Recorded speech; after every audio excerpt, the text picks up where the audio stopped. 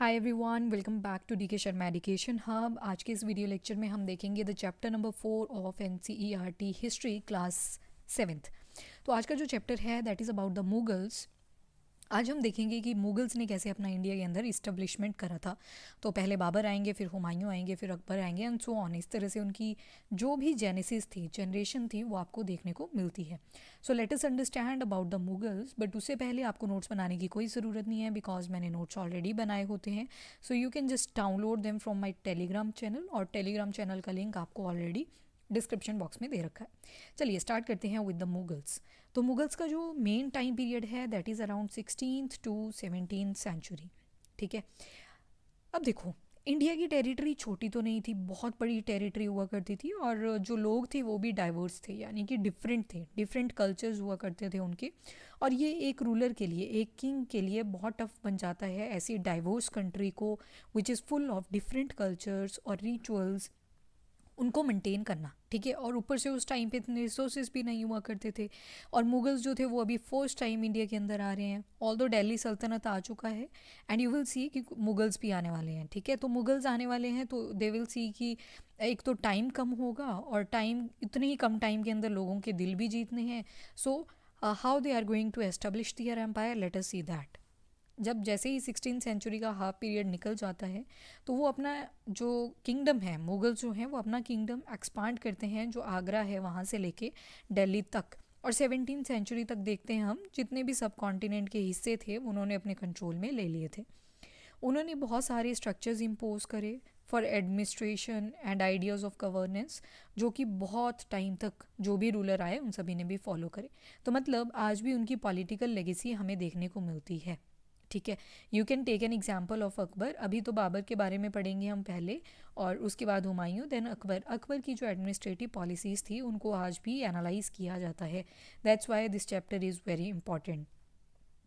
अब देखो, आपको पता है जिस दिन इंडिपेंडेंस डे होता है on 15th of August, you will notice कि जो प्राइम मिनिस्टर हैं हमारे, वो कहाँ से एड्रेस करते हैं कंट्री को? From the red fort. और ये रेड फोर्ट किसने बनवाया था?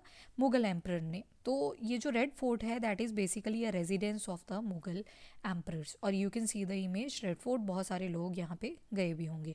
सो this was basically residence of the Mughals. तो ये मुगल्स थे कौन?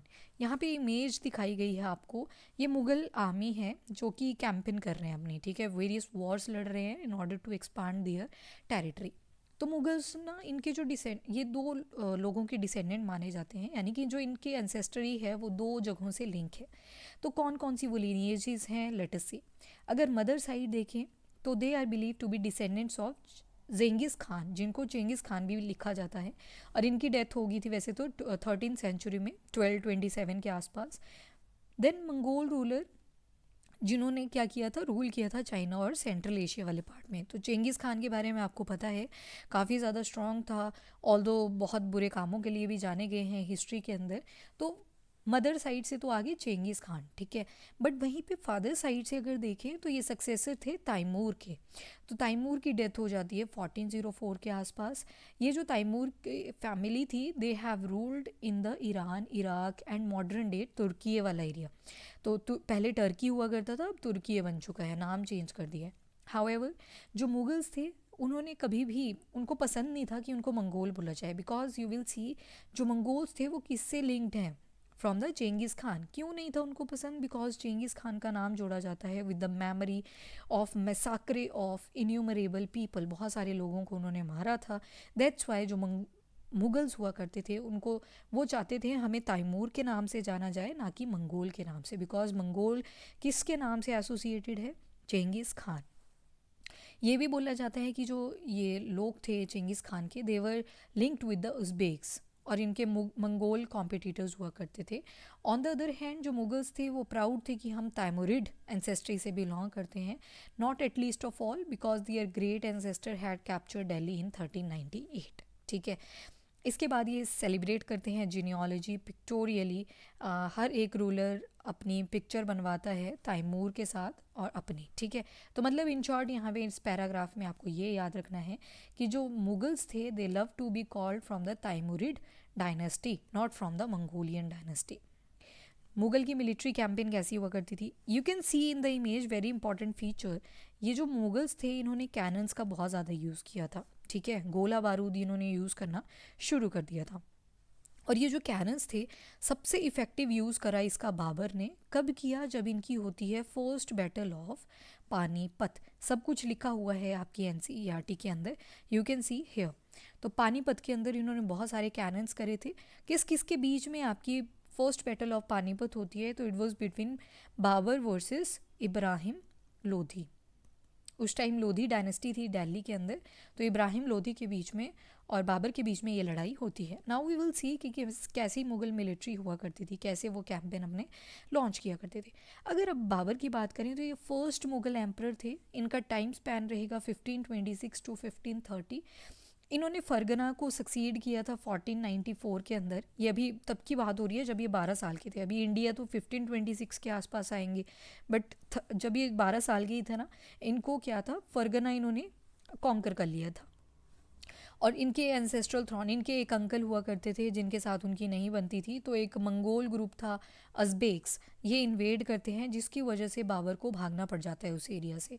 बहुत टाइम के बाद वो काबुल को सीज़ कर लेते हैं 1504 के आसपास। एंड 1526 में सुल्तान ऑफ दिल्ली जिनका नाम था इब्राहिम लोधी, तो उस एरिया को कॉन्कर कर लेते हैं, कैप्चर कर लेते हैं, ठीक है। तो क्या हुआ, 12 साल के थे जब, तो 1494 के अंदर फरगना इन्होंने कॉन्कर करा, पर उज़्बेक्स का सामना इनको करना पड़ा। वो भी मंगोलियंस हुआ करते थे। एंड जब उज़्बेक्स का इनको सामना करना पड़ा, देन यू विल सी कि उनको वहाँ से भागना पड़ा था। बट ये नहीं था कि उनको सत्ता की अब भूख नहीं रही थी। He will come back in 1504 because 12 साल का बच्चा कितना ही होता है। 1504 में वापस आते हैं और जो अफ़गानिस्तान की कैपिटल है काबुल को दोबारा से कॉन्कर कर लेते हैं इन 1504। 1526 में इब्राहिम लोदी को इन्होंने हराया at the first battle of Panipat और दिल्ली और आगरा वाला एरिया कॉन्कर कर लिया। You can see this is the Panipat वाला एरिया, दिस इज़ दिल्ली और यहाँ पे आगरा। तो ये सारा एरिया आते ही बाबर ने कॉन्कर कर लिया था, ठीक है। ये सारी जो यहाँ पे आप इमेजेस देख रहे हो, सारी की सारी आपको ओवरऑल एरियाज़ दिखेंगे जहाँ पे अकबर, औरंगज़ेब, उन सभी ने मिलिट्री कैंपेन्स लॉन्च करी थी। बट फॉर नाउ आपने सिर्फ पानीपत, दिल्ली, मथुरा वाला और आगरा वाला एरिया याद रखना है। यहाँ पे एक इंपॉर्टेंट सिटी आ जाती है, इसको भी देख लो, आगरा के जस्ट नीचे फतेहपुर सिकरी, ठीक है। और ये बाकी सारे एरियाज़ कब कॉन्कर हुए we will see later on, done. अब जो मुग़ल थे ये राजपूत्स के साथ मैरिजेस करते थे। कैसे, हमें पता चलता है, आपने जहांगीर के बारे में देखा है, अभी इनकी ही जेनेसिस में जहांगीर भी आते हैं। जहांगीर की जो मदर थी वो कहाँ की थी, Kachhwaha princess. She was the daughter of Rajput ruler of Amber, जो आज का जयपुर है। तो कछवाहा प्रिंसेस थी, उनसे शादी करी थी जहांगीर के फादर ने, ठीक है जी। एंड जो फादर कौन थे, ऑब्वियसली अकबर, ठीक है, अकबर। तो उन्होंने शादी करी थी Rajput ruler of Amber, modern day Jaipur. तो जो मदर थी of Shahjahan, mother of Shahjahan यानी कि जहांगीर की वाइफ, पहले अकबर फिर जहांगीर फिर यू विल सी शाहजहाँ, फिर शाहजहाँ के बाद आएंगे औरंगज़ेब, ठीक है। तो वो कौन थी, राठौर प्रिंसेस थी, daughter of Rajput ruler of Marwar जिसका नाम है जोधपुर वाले एरिया की। तो शाहजहाँ की मम्मी भी, ये मम्मियों के कॉन्टेक्स्ट में लिखा गया है। तो जहांगीर की मम्मी थे जो, वो भी इंडियन थे, राजपूत प्रिंसेस थी कछवाहा की। वहीं पे शाहजहाँ की मम्मी भी क्या थे, राठौड़ प्रिंसेस थी, राजपूत रूलर ऑफ मारवाड़ जोधपुर की, ठीक है। इसके बाद मुग़ल ट्रेडिशन देखते हैं और सक्सेशन देखते हैं। मुग़ल जो थे ये प्राइमोजेनिचर में नहीं बिलीव करते थे, ठीक है। प्राइमोजेनिचर का क्या मतलब होता है कि जो बड़ा भाई होगा ना वो सत्ता को संभालेगा, तो ये इसमें बिलीव नहीं करते थे। इनका मानना था कि हम चलाएंगे कॉपरा सैनरी इनहेरिटेंस। कॉपरा सैनरी इनहेरिटेंस का मतलब है कि जितने भी भाई होंगे सभी के बीच में प्रॉपर्टी का बंटवारा किया जाएगा। जो भी उनके अंडर एरियाज कॉन्कर्ड होंगे वो सारे इक्वली बांटे जाएंगे सभी भाइयों के बीच में, ठीक है। नाउ यू कैन एनालाइज कि कौन सी ज़्यादा बेटर है, प्राइमोजेनिचर और कॉपरा सैनरी। फिर आते हैं कि मुग़ल रिलेशन कैसे थे विद अदर रूलर। तो जो मुग़ल रूलर्स हुआ करते थे ये कॉन्टीन्यूसली कैंपेन करते हैं बहुत सारे रूलर्स के अगेंस्ट, और बहुत सारे रूलर्स ऐसे भी देखने को मिले जो उनकी अथॉरिटी को रिजेक्ट कर दिया करते थे। बट जो मुगल्स थे काफ़ी ज़्यादा पावरफुल थे, तो कुछ जो थे उनको वॉलंटरली ज्वाइन कर लिया करते थे और कुछ जो थे वो सुज़रानिटी में रह लिया करते थे। सुज़रानिटी का मतलब हम देख चुके हैं कि दूसरों के मतलब राजा भी बोले जाएंगे पर रहेंगे किसके अंडर, जो टॉप किंग होगा यहाँ पे मुगल्स होंगे। तो जो राजपूत थे इनका काफ़ी अच्छा एग्जाम्पल दिया जाता है, जिन्होंने वॉलंटरली एक्सेप्ट कर ली थी मुगल्स की अथॉरिटी। और बहुत सारी मैरिजेज आपको देखने को मिलती हैं बिटवीन द मुगल्स एंड राजपूत्स, ठीक है। तो इस तरह से पता चलता है इन्होंने वॉलंटरली ये चीज़ एक्सेप्ट कर ली थी। फिर आते हैं सिसोदिया राजपूत ऑफ मेवाड़। इन्होंने रिफ्यूज़ कर दिया था मुग़ल अथॉरिटी को एक्सेप्ट करना फॉर लॉन्ग टाइम, बट जब हार जाते हैं तो मुगल्स ने उनको ऑनरेबली ट्रीट किया था। और उनकी जो लैंड थी, लैंड के लिए एक बहुत इंपॉर्टेंट टर्म दी जाएगी, दैट इज़ वेतन या फिर वतन इज़ मोर गुड प्रोनाउंसिएशन। तो वतन जो थी, this is the term use for the land. तो वतन जागीर असाइनमेंट्स दिए जाते थे, उनको बोल दिया वतन जागीर। केयरफुल बैलेंस बनाया गया between defeating but not humiliating their opponents. तो इसमें हम जब रीड करते हैं in the medieval history, Prithviraj और घोरी के बीच में जब फाइट हुई थी, दे use to humiliate each other. But when we come to the Mughals, Mughals जो हैं इन्होंने बहुत अच्छी पॉलिसी चलाई कि डिफीट भी करना है बट ह्यूमिलेट नहीं करना है, ठीक है। और if some rulers are accepting their authority, तो रिस्पेक्ट के साथ उनका वतन यानी कि लैंड जो है वो वापस कर दिया जाएगा। तो दे वर कीपिंग वेरी गुड बैलेंस। फिर आते हैं mansabdar and Jagir, mansabdar and जागीरदार्स। तो जैसे जैसे एम्पायर एक्सपांड करता गया ना, तो एक किंग के लिए ये मुश्किल हो जाती है चीज़ कि वो सारे के सारे एरियाज़ को देखे। तो उस केस में बहुत सारे ऑफिशियल्स कॉन्कर करे, सॉरी अपॉइंट करेंगे, that is mansabdar and jagirdar. तो एग्जाम्पल देखते हैं हम, जैसे small nucleus of Turkish nobles, तो रानीज़ बनाएंगे, ईरानियंस हो गए, Indian Muslim, Afghans, Rajput, Maratha और वेरियस ग्रुप्स।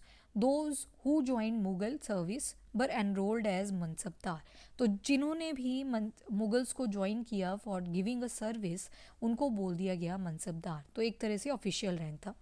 टर्म मनसबदार का मतलब क्या है, ये वो इंडिविजुअल होता है जो एक मनसब को होल्ड करता है। मनसब का मतलब है कोई रैंक या फिर कोई पोजीशन। ये ग्रेडिंग सिस्टम हुआ करता था, मुगल्स ने यूज़ किया था। क्यों यूज़ किया था?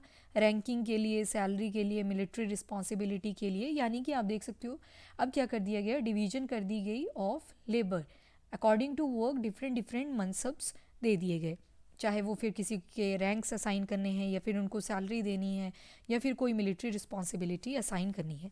रैंक और सैलरी जो थी वो कौन डिटरमाइन करता था, किसके बेसिस पे डिटरमाइन करी जाती थी? तो एक न्यूमेरिकल वैल्यू दे दी गई जिसको बोला गया ज़ात। तो जो जो भी सैलरी थी that was determined by the numerical value जिसको बोला गया ज़ात। वेरी इंपॉर्टेंट टर्म, तो ज़ात को ध्यान में रखना है। हायर द ज़ात, जितनी ज़्यादा ज़ात होगी उतनी ज़्यादा उसकी पोजीशन होगी, उतनी ज़्यादा उसकी रिस्पेक्ट होगी, उतनी ज़्यादा। जैसे आप अभी सारे प्रिपरेशन कर रहे हो कोई आईएएस के लिए, आईपीएस के लिए, तो जिसका जितना ज़्यादा रैंक होगा उसको अकॉर्डिंगली जो है पोस्ट दी जाएगी। एंड यू विल सी उसका यहाँ पे भी वही चीज़ है कि जितनी ज़्यादा ज़ात होगी उतने ही बड़ा पोजीशन होगा, ठीक है। फिर उसके बाद हम देखते हैं mansabdars military responsibility required to maintain a specific number of sowar और cavalry man. Just a second, one second, या तो यहाँ पे दोबारा से आ जाओ वापस। तो जो मनसबदार की मिलिट्री रिस्पॉन्सिबिलिटी हुआ करती थी वो क्या थी कि कितने सवार रखने हैं, ये कैवलरी मैन यानी कि घुड़सवार कितने रखने हैं, that was the responsibility of mansabdar. जो मनसबदार थे वो कैवलरी मैन को लाया करते थे फॉर रिव्यू। पहले चेक करेंगे कि ये ठीक है या नहीं, फिर उनकी रजिस्ट्रेशन करी जाएगी, फिर उनके हॉर्स की ब्रांडिंग करी जाएगी यानी कि स्टैंप लगा दी जाएगी हॉर्स की बॉडी के ऊपर, and then receive money to pay them as a salary. तो प्रॉपर एक प्रोसीजर हुआ करता था। मनसबदार ने रिसीव की बहुत सारी salaries as a revenue assignment, जिनको बोला जागिर, जो कि इक्तास की ही तरह थी। आपने मेडिवल हिस्ट्री में देखा था इक्तास, तो उसी तरह से जागीर बोला जाने लगा during Mughal period. But muqtis जो हुआ करती थी, unlike muqtis, most mansabdar did not actually reside in और एडमिनिस्टर दियर जागीर्स। तो थोड़ा सा डिफरेंस है कि एडमिनिस्टर नहीं कर सकते थे वो अपने हिसाब से जैसे जागीर्स किया करते थे। They only had right to the revenue of their assignment which was collected for them by their servant, while the mansabdar themself serve in some parts of the country. तो उन्होंने भी फर्दर ऑफिशियल्स अपॉइंट करे होते थे, फिर वो उनका काम करा करते थे और जो भी सैलरी असाइन करनी होती थी अपने ऑफिशियल्स के थ्रू दे दिया करते थे। Here is the zat ranking which is a numerical value to decide the salary of any one who is on the official rank. तो जिस नोबेल का ज़ात होगा 5,000 का, उसको 1,000 से ऊपर रखा जाएगा। ऑब्वियसली जो 5,000 की वैल्यू है वो ज़्यादा है, तो इसका जो रैंक है that is also high. It's like कि जिसको 5,000 सैलरी मिल रही है उसका ज़ात जो है, रैंक जो है वो ज़्यादा है, तो इसका जो मनसब होगा that is also high. Akbar के रिन में देखते हैं 29 मनसबदार हुआ करते थे, 5,000 ज़ात हुआ करती थी, और बाय औरंगज़ेब जो रिन था नंबर ऑफ मनसबदार का वो इंक्रीज़ कर जाता है टू 79। एंड तो इस तरह से चेंजेस जो है आपको देखने को मिलते रहते हैं। जब अकबर का रिन शुरू होता है, ये जागीर जो थी केयरफुली असेस करी जाती थी, सो दियर रेवेन्यू रफली equal to the salary of mansabdar. Aurangzeb के रिन के टाइम पे there is no longer the case, and actual revenue जो था वो कम कलेक्ट होता था एंड जितना ग्रांट किया जाता था। There was also huge increase in the number of mansabdar, बहुत ज़्यादा इंक्रीज़ कर गया था। यू कैन सी अकबर के टाइम पे 29 है, वहीं पे औरंगज़ेब के टाइम पे 79 तक पहुंच चुका है। तो सैलरी भी अब ज़्यादा लोगों को देनी पड़ेगी, पर जो सम इनको आ रहा है, जो ग्रांटिंग्स इनको आ रही हैं दैट वाज कम, और वहीं पे आप देखोगे जो सैलरी इनको देनी पड़ रही है वो ज़्यादा हुआ करती थी। ठीक है, those and other factor related to the shortage in the number of jagir, अब जागीर इनके पास कम है। एज अ रिज़ल्ट बहुत सारे जागीरदार ने ट्राई किया कि वो जितना रेवेन्यू एक्सट्रैक्ट कर सकें उतना करें। औरंगज़ेब जो थे he was unable to control this development in the last year of his reign, and उसी वजह से जो पिजेंट्री थी वो बहुत ज़्यादा सफ़र करती है ड्यूरिंग दिस टाइम। ठीक है जी, अब ये देखो आप देख सकते हो, this is how mansabdar are appearing on the horses sowars. Zabt and zamindar जो मेन सोर्स हुआ करता था इनकम का, it was available to the Mughal rulers. क्या था वो? टैक्स था। किसके ऊपर? On the produce of the peasantry, तो जो प्रोड्यूस हुआ करती थी उसके ऊपर। इन मोस्ट प्लेसेस जो पीजेंट थे वो टैक्सेस पे किया करते थे। जो भी रूलर एलीट होता था, एक बड़ा सा लाला होगा, वो उसको उनसे टैक्सेस कलेक्ट करेगा। हेडमैन भी बोलेंगे उसको, या फिर लोकल चिफ्तन बोलेंगे। जो मुगल्स थे इन्होंने एक टर्म यूज़ करी zamindar to describe all the intermediaries. जो भी अब किंग और लोकल मैन के बीच में बंदा आएगा, बीच में इंटरमीडिएटरी, उसको बोलेंगे ये ज़मींदार, whether they were local headman of village और पावरफुल चीफ्टन्स। अकबर के रेवेन्यू मिनिस्टर टोडरमल, और ये क्वेश्चन आया था आपके आईबी के एग्जाम में, इंटेलिजेंस ब्यूरो का एग्जाम हुआ ऑन 17th और 18th, तो 18th का जो 4th शिफ्ट था उसके अंदर ये क्वेश्चन पूछा गया था, that who was the revenue minister of Akbar. So important point. ठीक है, तो carried out a careful survey of crop yield, prices and areas cultivated for 10-year period 1570 to 1580। अब अकबर के टाइम पे एक्सप्लॉयटेशन पे फोकस किया गया कि एक्सप्लॉयटेशन ना हो किसी की भी, तो टोडरमल रखा रेवेन्यू मिनिस्टर, ये कॉन्टीन्यूअस सर्वे किया करता था क्रॉप यील्ड के ऊपर, और प्राइसेस उसके अकॉर्डिंग टैग करे जाते थे। हर एक प्रोविंस जो था वो डिवाइड हो जाता है रेवेन्यू सर्कल्स के अंदर अपने शेड्यूल ऑफ रेवेन्यू रेट्स के हिसाब से और the individual crop. This revenue system, इसको बोला जाता है zabt. It was prevalent in those areas जहाँ पे मुगल एडमिनिस्ट्रेटर सर्वे किया करते थे लैंड के and keep very careful accounts. ये पॉसिबल नहीं था इन प्रोविंसेस में, जैसे कि आपके गुजरात और बंगाल वाले एरिया। कुछ एरियाज़ में ज़मींदार जो हैं वो एक्सरसाइज करते हैं बहुत ज़्यादा पावर, और एक्सप्लॉयटेशन शुरू हो जाती है, और जिससे रिबेलियन खड़े हो जाते हैं। समटाइम जो ज़मींदार और पीजेंट हुआ करते थे सेम कास्ट के होते थे, और वो फिर मुग़ल अथॉरिटी के अगेंस्ट आने लगते थे। पीजेंट का रिवोल्ट देखने को मिलता है जो कि मुग़ल एम्पायर की स्टेबिलिटी को हमेशा ही चैलेंज करता है by the end of 17th century. अब एक बुक आती है अकबरनामा और एन ए अकबरी। अकबर ने ऑर्डर किया था अपने एक क्लोज फ्रेंड को और कर्टियर को, जिसका नाम था अबुल फजल, वेरी इंपॉर्टेंट, अबुल फजल। उन्होंने बोला कि मैं हिस्ट्री लिखो, मेरे रिन की हिस्ट्री लिखो। अबुल फजल ने क्या किया, एक 3 वॉल्यूम की बुक लिखी, जिसको डिवाइड कर दिया 3 वॉल्यूम के अंदर। तो जो अकबर का रिन था उसको बोला अकबर नामा। जो फर्स्ट वॉल्यूम था उसमें अकबर के एंसेस्टर्स के बारे में बताया, यानी कि Babur, Humayun and all. And second volume में रिकॉर्ड करे अकबर की क्या क्या विक्ट्रीज थी वो सारी मेंशन कर दी। एंड जो थर्ड वॉल्यूम था उसको बोला गया एन ए अकबरी। ये डील करता है विद द अकबर की administration, household, army, revenue and geography of his empire. ये प्रोवाइड करता है हमें rich detailing about the traditions and culture of the people living in India.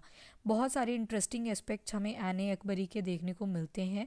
काफ़ी ज़्यादा डिटेल थी, और क्रॉप्स के बारे में, कैसी कैसी क्रॉप्स उस टाइम पे ग्रो करी जाती थी, प्राइसेस कितने हुआ करते थे, वेजेस कैसे थे, रेवेन्यू कैसे थे, वो सारी चीज़ें अबुल फजल ने अकबरनामा के अंदर करी। तो वॉल्यूम 1 में सिर्फ एंसेस्ट्री पे फोकस करा। वॉल्यूम 2 में अकबर ने कैसे कैसे कौन कौन से एरियाज़ कॉन्कर करे, मतलब अपना उनका ऋण बताया। एंड वॉल्यूम 3 में हर चीज़ के बारे में, उनकी एडमिनिस्ट्रेशन कैसी थी, क्रॉप्स कैसी कैसी ग्रो करी जाती थी, तो हर एक माइन्यूट डिटेल आपको एन अकबरी के अंदर मिलती है, जिसको बोला वॉल्यूम 3। फिर आते हैं नूर जहाँ इन्फ्लुएंस इन जहांगीर कोर्ट। जो जहांगीर थे उनको उनकी फेवरेट क्वीन हुआ करती थी नूर जहाँ, जो एक्चुअल नाम था वो था मेहरुनिसा। मेहरुनिसा इनकी शादी हो जाती है जहांगीर से इन 1611, और ये रिसीव करते हैं टाइटल ऑफ नूर जहाँ। बहुत लॉयल थी, सपोर्टिव थी मोनार्क के लिए, अपने किंगडम के लिए। As a mark of honour Jahangir ने कॉइन्स टक करवाए। कौन से कॉइन थे? सिल्वर कॉइन थे। एक तरफ खुद का नाम लिखवाया जहांगीर, और बैक वाली साइड पे या फिर दूसरी साइड जिसको बोल सकते हैं, वहाँ पे नाम लिखवा दिया क्वीन बेगम नूर जहाँ। ठीक है, एक तरफ अपना नाम और दूसरी तरफ नूर जहाँ। एडजॉइनिंग डॉक्यूमेंट मिलता है एक, जिसको बोलते हैं document basically farman of Nur Jahan. Square seals बनवाई गई। ठीक है, एक थी आपकी स्क्वायर सील और वहीं पे एक रेक्टेंगुलर सी सील मिलेगी। तो जो स्क्वायर सील थी वो बताती है command of her most sublime and elevated majesty Noor Jahan Padshah बेगम। और एक मिलती है, सॉरी रेक्टेंगुलर नहीं है, सर्कुलर है। एक मिलती है मतलब एक तरह से ये बोला कि जो नूर जहाँ है उसकी जो अथॉरिटी थी वो ऐसे ही मतलब शाइन करती रहे, लाइक दैट। एक राउंड सील थी जिसके ऊपर सन बनाया हुआ था ऑफ शाह जहांगीर, एंड बोला गया कि she became as brilliant as the moon, moon की तरह चमके मेन Nur Jahan Padshah be the lady of the age. तो एक पे मेजेस्टी लिखा और दूसरे में लिखा ब्रिलियंट एज द मून। ठीक है, फिर आती है सुल ए कुल। ये अकबर ने चलाई थी पॉलिसी, तो बाद में जहांगीर भी इसको फर्दर प्रोसीड करते हैं इसी पॉलिसी के साथ। सुल ए कुल, इसमें क्या था? पीस के ऊपर फोकस किया गया था। सुल ए कुल, ठीक है। जितनी भी क्लासेस हैं आपकी सोसाइटी के अंदर, कास्ट हैं, उन सभी को यहाँ पे इनवाइट किया जाता था। ठीक है, तो सुल ए कुल यूनिवर्सल पीस पे फोकस किया गया। यूनिवर्सल पीस लिखा भी होगा यहाँ पे, या जैसे एग्जाम्पल दिया है सुन्नी और शियाज। आपको पता होगा Shias they were follower of Ali and Sunnis who were the follower of Khalifa. तो ये एक ही मॉस्क में जाया करते थे उस टाइम पे। क्रिश्चियन और ज्यूज़ एक ही चर्च में प्रे किया करते थे। ठीक है, और सारे रिलीजन्स को इक्वली ट्रीट किया जाता था। तो that was the policy of सुल ए कुल। फिर उसके बाद मुग़ल एम्पायर 17th सेंचुरी, और उसके बाद क्या होता है वो चीज़ देख लेते हैं। तो आपकी जो एडमिनिस्ट्रेटिव और मिलिट्री एफिशिएंसी है मुग़ल एम्पायर की, काफ़ी ज़्यादा इकोनॉमिक और कमर्शियल प्रॉस्पेरिटी देती है इनको। इंटरनेशनल ट्रैवलर्स भी आते हैं और वो बताते हैं कि कितना वेल्थ जो है इंडिया के पास था during the Mughal empire. And but कुछ विजिटर ऐसे भी बोलते हैं कि जो स्टेट ऑफ पॉवर्टी थी वो भी एग्जिस्ट करती थी, और बट उसके बारे में ज़्यादा नहीं दर्शाया जाता। इनइक्वालिटीज़ जो थी वो भी देखने को मिलती हैं। Document from the 20th year of Shahjahan's reign inform us that highest ranking mansabdar were only 445 in number out of total 8,000। ठीक है, इतने बचते हैं ड्यूरिंग द शाहजहाँ का पीरियड। Small number, a major 5.6% of total number of mansabdar receive 61.5% of total estimated revenue of the empire. और ये भी बोला जाता है जब शाहजहाँ ताजमहल बनवा रहे थे उस टाइम पे एक दर्रे में बहुत ज़्यादा पॉवर्टी हुआ करती थी। ठीक है, फिर आते हैं मुग़ल एम्परर्स जो थे और उनके जो मनसबदार हुआ करते थे, बहुत ज़्यादा इनकम, बहुत ज़्यादा स्पेंडिंग किया करते थे, income of the salary and the goods. और ये एक्सपेंडिचर था, ये बेनिफिट करते थे आर्टिसंस को, प्रेजेंटरीज को, जो कि उनको गुड्स और प्रोड्यूस प्रोवाइड किया करते थे। बट जो स्केल था रेवेन्यू कलेक्शन का, it left very little for investment in the hand of the primary producers, the peasant and the artisans. Poorest among them lived from hand to mouth, and they could hardly consider investing in additional resources, tools, and supplies to increase the productivity। जितने ज़्यादा wealthier peasantry देखने को मिलती है, artisanal groups भी वैसे वैसे increase करते हैं। मर्केंट्स एंड बैंकर्स बहुत ज़्यादा प्रॉफिट कमाते हैं इन द इकोनॉमिक वर्ल्ड। फिर आते हैं इनॉर्मस वेल्थ थी, रिसोर्स कमांड किए जाते थे by the Mughal elite, made them an extremely powerful. अब देखो जिस राजा के पास जितने ज़्यादा रिसोर्सेज होंगे उतनी ज़्यादा उसकी इकॉनमी होगी, तो हैंस उतना ही ज़्यादा वो पावरफुल होगा। देन उनके servants emerged as a powerful centre of power. अब देखो बाय द टाइम हम देखते हैं औरंगज़ेब के बाद ड्यूरिंग 17th सेंचुरी, आप देखोगे कि जैसे ही औरंगज़ेब की डेथ हो जाती है अराउंड 1707, तो उसके बाद इनका डिक्लाइन शुरू हो जाता है मुगल्स का। और उसके बाद जो बाकी लोकल रूलर्स हुआ करते थे वो खुद के इंडिपेंडेंस डिक्लेयर करते हैं। एंड यू विल सी जैसे बहुत सारे प्रोविंसेस बनेंगे like in Hyderabad and Awadh. Although ये कंटिन्यू करते हैं to recognise the Mughal emperor in Delhi as their master, but by the 18th century हम देखते हैं जो प्रोविंस था एम्पायर का वो पूरा कंसोलिडेट हो जाता है और अपने अपने इंडिपेंडेंट पॉलिटिकल आइडेंटिटीज़ हमें देखने को मिल जाती हैं through out the country. So this was your chapter number 4। और अब देख लेते हैं इसका फटाफट से एक क्विक रिवीजन, और जो कि देखेंगे हम डायरेक्टली फ्रॉम द नोट्स। चलिए, तो चैप्टर 4 किया हमने मुगल्स के बारे में 16 टू 17th सेंचुरी। तो जो मुगल थे उनके दो डिसेंडेंट्स हैं, एक फादर साइड एक mother side. Mother side जेंगिस Khan हुआ करते थे जिनको मंगोल बोलते थे, बट जो मुगल्स थे उनको पसंद नहीं था कि उनको कोई मंगोल बोले, बिकॉज जेंगिस खान का नाम मैसेक्रे ऑफ इन्यूमरेबल पीपल से जोड़ा जाता है, दैट्स वाई।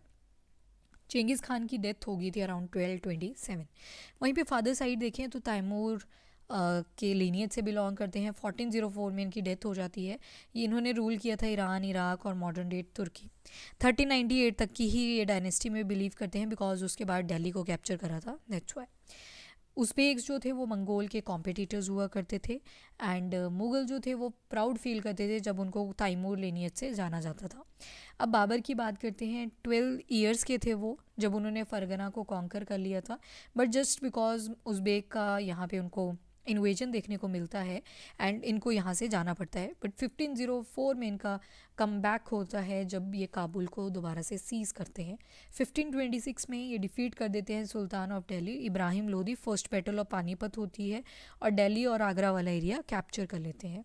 ये बहुत सारे एरियाज़ हैं जो कि बाबर हो गए, देन अकबर एंड औरंगज़ेब, जिन जो एरियाज़ जो इन्होंने कॉन्कर करके रखे थे वो सारे थे। अभी जो फोकस है that is on the Panipat, Delhi, और इसके नीचे आगरा था और एक फतेहपुर सिकरी। तो ये सारे एरियाज़ जो हैं they become important. Mughal territories of succession, अब ये प्राइमोजेनिचर में बिलीव नहीं करते थे। प्राइमोजेनिचर का मतलब होता है जो बड़ा लड़का होगा उसी को फादर के बाद सारी की सारी इनहेरिटेंस में प्रॉपर्टी दी जाएगी। बट तैमूरिद बिलीव करते हैं इन द कॉपरा सैनरी इनहेरिटेंस, जिसका मतलब है कि जितने भी लड़के हैं उन सभी के बीच में डिवीजन हो जाए, ठीक है। फिर उसके बाद मुग़ल के रिलेशन देखते हैं अदर रूलर्स के साथ। तो देखो जो तो अच्छे से वॉलंटरली एक्सेप्ट कर लिया करते थे उनके साथ रिलेशन और ज़्यादा मजबूत होते थे, जैसे कि एग्जांपल है राजपूत। बट कई सारे हमें ऐसे भी देखने को मिले जो कि लड़ाई में बिलीव किया करते थे बट बाद में गिव अप कर देते हैं। बट मुगल्स ने उनको कभी ह्यूमिलिएट नहीं करा and they use to return their land area as well. और जो एग्जाम्पल लिया जाता है जैसे मदर है जहांगीर की, कछवाहा प्रिंसेस, डॉटर हुआ करती थी राजपूत रूलर ऑफ अम्बेर की, यानी कि जयपुर वाला एरिया। मदर ऑफ शाहजहाँ की बात करें, राठौर प्रिंसेस थी, डॉटर थी राजपूत रूलर ऑफ मारवाड़ की, जोधपुर। और बहुत सारे रिलेशन इन्होंने एस्टेब्लिश किए विद दैम और बहुत सारों ने मना भी किया। सिसोदिया राजपूत ऑफ मेवाड़, इन्होंने डिफीट किया था मुगल्स को, मुगल्स ने इनको डिफीट कर दिया। बट मुगल्स ने इनको ह्यूमिलेट ना करके इनका वतन यानी कि लैंड वापस कर दी अलॉन्ग विद द असाइनमेंट, वतन जागीर जिसको बोलते हैं। तो यहाँ भी हमें देखने को मिलता है मुगल्स ने काफ़ी ज़्यादा बैलेंस क्रिएट करने की ट्राई करी with the local rulers. But एक चीज़ जो वो चाहते थे कि वो उनके अंडर रहें, अथॉरिटी में रहें, मनसबदार एंड जागीरदार। मुगल्स ने बहुत सारी बॉडीज़ को रिक्रूट करा बिकॉज काम भी बहुत ज़्यादा हुआ करता था। डिफरेंट टर्किश नोबल्स को इन्होंने अपॉइंट करा जिनको तुरानीस बोला गया, बिकॉज अब एरिया एक्सपांड हो रहा था तो काम भी इंक्रीज़ कर रहा था। जैसे ईरानियंस अपॉइंट किए गए, Indian, Muslim, Afghan, Rajput and Marathas. Mansabdar एक इंडिविजुअल हुआ करता था जिसका एक स्पेसिफिक मनसब या फिर रैंक या फिर पोजीशन हुआ करती थी, ठीक है। और मनसबदार सिस्टम जो था मुगल्स ने यूज़ किया था for ranking, salary, military responsibility. और इसको कौन डिटरमाइन करता था? एक न्यूमेरिकल वैल्यू जिसको बोलते हैं ज़ात। मिलिट्री ओनर्स जो था वो दिया गया in order to maintain horseman या फिर कैवलरी मैन। और इनका पहले रिव्यू करा जाएगा, फिर इनकी रजिस्ट्रेशन होगी, उसके बाद हॉर्सेस की ब्रांडिंग करी जाएगी। They use to receive money in order to pay them as salary. फिर उसके बाद मनसबदार रिसीव किया करते थे salary as a revenue assignment, और उसको बोला गया जागीर्स, जैसे इक्ताज हुआ करते थे। पर मुक्ति से थोड़ा सा डिफरेंट था, बिकॉज मनसबदार जो थे वो एक्चुअली रिसाइड नहीं करते थे उन जागीर्स में, जैसे हमने मेडिवल हिस्ट्री में देखा। मनसबदार डिफरेंट एरियाज़ में सर्व करते हैं कंट्री के, और इनके पास राइट था to collect the revenue. And Akbar के दिन में हम देखते हैं जागीर जो थी वो केयरफुली असेस करी जाती थी, फिर उसके अकॉर्डिंग सैलरी दी जाती थी और चेक करा जाता था क्रॉप कितनी हुई है, उसके हिसाब से टैक्सेस लिए जाते थे। औरंगज़ेब के दिन के टाइम पे हम देखते हैं उनके पास इतने रिसोर्सेज नहीं बचे थे जितना रेवेन्यू हो गया था। जो नंबर ऑफ मनसबदार थे वो बहुत ज़्यादा इंक्रीज़ कर जाते हैं, और उनको काफ़ी ज़्यादा टाइम वेट करना पड़ता था इन ऑर्डर टू रिसीव जागीर्स, तो शॉर्टेज देखने को मिलती है कहीं ना कहीं जागीर्स की। जब्त एंड ज़मींदार हमने देखा, तो जो मेन सोर्स हुआ करता था इनकम का, it was available to the Mughal rulers. तो टैक्स लगा करता था पीजेंट्री के ऊपर। पीजेंट जो थे वो टैक्सेस दिया करते थे ज़मींदार को, और ज़मींदार कौन हुआ करते थे? किंग और लोकल लोगों के बीच में एक इंटरमीडिएटरी हुआ करता था, जिसको बोल दिया गया ज़मींदार। लोकल हेडमैन बोल लो या फिर चीफ्टियंस बोल लो। अकबर का revenue minister Todarmal, very important, IB के एग्जाम में आया था ये क्वेश्चन। केयरफुल सर्वे किया जाता था क्रॉप की एल्ड पे, केयरफुल सर्वे होता था प्राइसेस के ऊपर, एरिया जो थे वो कल्टीवेट होते थे for 10 years period, and tax जो था वो फिक्स किया गया था on each crop on as a cash. Provinces को रेवेन्यू सर्कल्स में डिवाइड कर दिया गया ताकि टैक्स कलेक्शन में डिफ़िकल्ट ना हो। रेवेन्यू सिस्टम को वो बोला गया जब्त। ये जो सिस्टम था that was in the vicinity of Mughal administrator, but Gujarat और बंगाल वाले एरिया में ये चीज़ पॉसिबल नहीं हो पाई। बहुत सारे मुगल एडमिनिस्ट्रेटर एक्सप्लॉयटेशन भी करने लगे और ज़मींदार ने यहाँ पे रिबेलियन क्रिएट कर दिया। ज़मींदार और पीजेंट जब सेम कास्ट के हुआ करते थे तो वो एकजुट हो जाया करते थे, and they wanted to create their independent territory. एक बुक है अकबरनामा, अकबर ने अपने एक फ्रेंड को बोला, अबुल फजल को, कि मेरे ऊपर एक बुक लिखो, ऋण के बारे में बुक लिखो। तो उन्होंने एक बुक लिख दी अकबरनामा, और 3 वॉल्यूम में उसको डिवाइड किया। पहले वॉल्यूम में वो अकबर के एंसेस्टर के बारे में बताते हैं, और सेकंड वॉल्यूम में उनके जो भी ऋण थे, यानी जो भी एरियाज़ इन्होंने कॉन्कर करे थे अकबर ने, वो सारे मेंशन करे। थर्ड वॉल्यूम को बोला गया एन अकबरी, उसमें वो सारी चीज़ें बताते हैं जो भी इंपॉर्टेंट स्टैटिस्टिकल डिटेल देखने को मिलती है कि किस तरह की क्रॉप होती थी, कितनी यील्ड निकल जाती थी, कितने प्राइसेस थे, वेजेस कितने दिए जाते थे, और रेवेन्यू कैसा रहता था। It use to dealt with the Akbar's administration, household, army, revenue and geography. उसके बाद नूर जहाँ का इन्फ्लुएंस क्या रहता है जहांगीर के कोर्ट में? तो मेहरू नीसा, इन्होंने मैरिज करी थी विद द एम्परर जहांगीर, जिनको बोला गया नूर जहाँ। काफ़ी ज़्यादा लॉयल थी और सपोर्टिव थी अपने मोनार्क के लिए, तो इसी वजह से जहांगीर ने कॉइन के ऊपर एक तरफ अपना नाम लिखवाया और दूसरी तरफ नूर जहाँ। फिर हमें फरमान मिलता है एक डॉक्यूमेंट जिसमें हमें 2 सील्स के एविडेंसेस मिले। एक स्क्वायर सील थी और वहीं पे एक राउंड सील थी। स्क्वायर सील पे मेजेस्टी की फॉर्म में इनको दिखाया गया, राउंड सील में इनको दिखाया गया मे द नूर जहाँ पदोहा be the lady of age, moon की तरह ब्रिलियंट है, ये चीज़ बताई गई। सुल्ले कुल यानी कि यूनिवर्सल पीस की पॉलिसी जहांगीर ने भी फॉलो करी, like that of the Akbar. तो सुल्ले कुल ये पॉलिसी अकबर ने दी थी, बट जहांगीर भी इसको फॉलो करते हैं। You can see the example, जैसे कंपैशन फॉर ऑल, चाहे कोई भी क्लास है, फ्लावर, क्रीड्स, और इवन जो भी रिलीजन है आपका, you will be treated equally. Sunnis and Shias एक ही मॉस्क में जाया करते थे, इवन क्रिश्चियन और ज्यूज़ एक ही चर्च के अंदर आया करते थे इन ऑर्डर टू प्रे। इन्होंने यूनिवर्सल पीस की ट्रीटी फॉलो करी जिसको नाम दिया गया था सुल्ले कुल। 17वीं सेंचुरी में हम देखते हैं काफ़ी ज़्यादा डिक्लाइन होने लगता है, और although after the decline they will see कि जो लोकल रूलर्स थे उन्होंने अपना एस्टेब्लिशमेंट शुरू कर दिया, और लेट 17वीं सेंचुरी में मुग़ल एम्पायर बिल्कुल ही डिक्लाइन पे आ जाते हैं। ऑल्दो लेटर मुगल्स आते हैं, बोलते तो वो खुद को मुगल्स थे, और इवन हैदराबाद हो गया, अवध हो गया, they also consider the Mughals as master, but हम देखते हैं कि वो डिक्लाइन हो चुके थे और पावरफुल रीजनल किंगडम इमर्ज होते हैं। 5 डेक्कन सल्तनत आते हैं, कौन कौन से थे? खानदेश वाला एरिया, अहमदनगर, बेरार, बीजापुर और गोलकोंडा।